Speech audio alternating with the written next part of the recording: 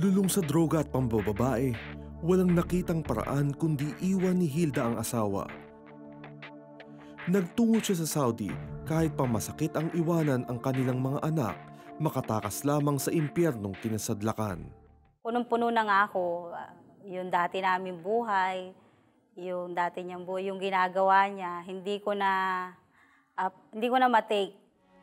Ipinagbuti ni Hilda ang trabaho upang kumita para sa kanyang mga anak. Ngunit malayo man ay nagsusumiksik ang problema. Tatrabaho para sa mga anak ko na lang, ganun. Kung anong gusto niyang gawin sa buhay niya, bahala na siya. Ganun. Mabigat doon, naiwan ko yung mga anak ko. Talagang nakatingin ako sa bintana, nakikita ko ng amo ko na, bakit ka umiiyak? Sabi, ganyan lang talaga pagbago, umiiyak. Sabi ko, naaalala ko kasi yung mga anak ko, ganun. Hindi nila alam yung sitwasyon namin na mag-asawa. Ang perang para sana sa mga anak ni Hilda nagagamit ng asawang si June sa kanyang bisyo. Pero patuloy lamang nagtitiis si Hilda sa gitna ng lungkot para sa kinabukasan ng mga anak. Di maitago ni Hilda na mahal pa rin niya ang asawa. Ngunit dahil na rin sa bisyo, unti-unti siyang nawawalan ng pag-asang maibabalik pa ang dating pagsasama. Sukul na sukul ka na yung gusto mo umiyak pero hindi mo magawa. Parang naghahanap ako ng, kahit pupunta ako sa simbahan, hindi ako makaiyak. Hindi ko magawang ilabas kung ano yung nararamdaman ko.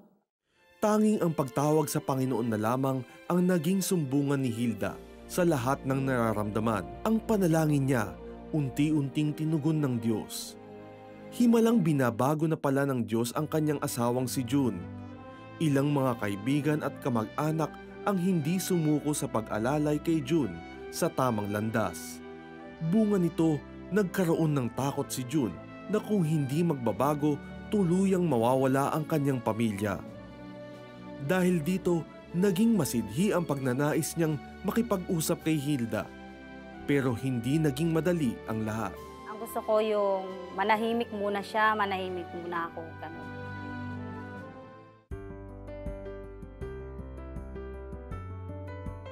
Ang dating adik naging ulirang ama ng tahanan. Muling nagtrabaho si June bilang stylist at tumulong sa pagtataguyod ng kanilang mga anak. Unti-unting nanumbalik ang pagsasamahang sinubok sirain ng bisyo.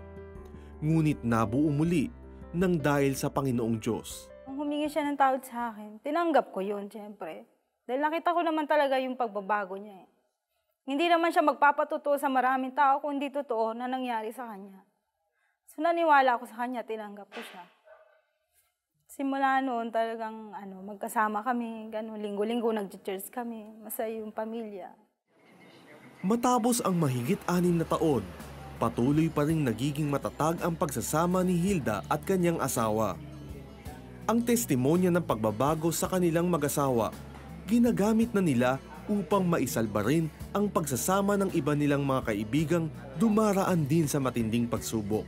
Nahihirapan po kami kung hindi po ako nakakilala ng taong katulad nila ni Brother June at ni Mami Hilda. Dahil nga po, isa na rin po sila sa isang halimbawa ng isang mabuting pagsasamahan ng mag-asawa na siyang naman po namin kinukuhanan ng magandang ehemplo sa aming mag-asawa. Na kung ano man po kasi yung napagdaanan ng isang problema ng mag-asawa, napagdaanan na nila. Ang buhay ni Hilda ay isa lamang patunay na kahit ano pa man ang pagsubok sa buhay ng isang mag-asawa, may pag-asa kung isusuko ito sa paghahari ng Panginoong Diyos.